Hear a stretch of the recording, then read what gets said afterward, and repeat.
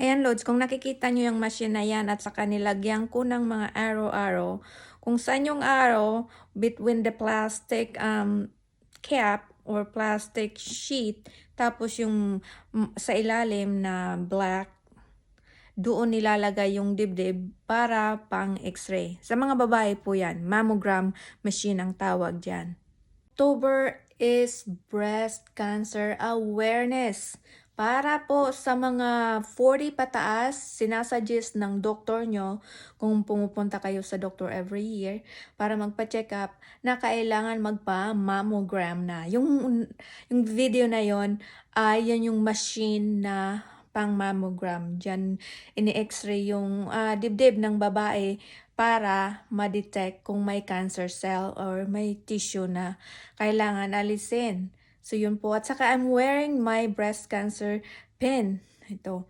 Saka meron pa akong kulay blue.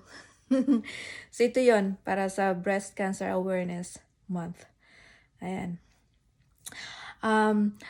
Sabi nila makuan daw masakit. Pero tolerable naman ang sakit. Kung sino-sino sa inyo magpapamammogram every year, 40 years old pataas, yun yung age na kailangan na magpa breast cancer testing or awareness para maagapan kung magkakaroon ka ng ganitong sakit.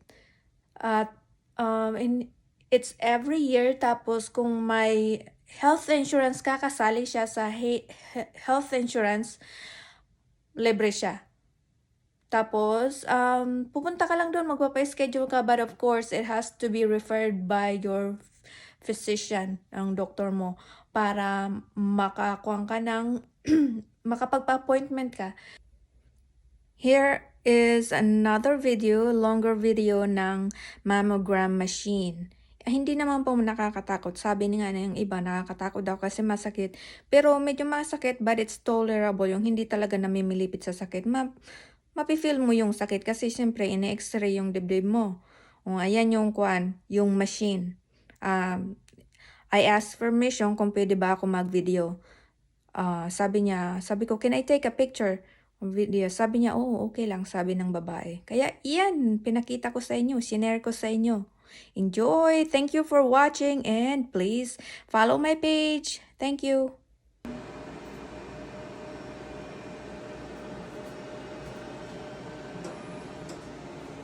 You liked it so much you don't want to forget it?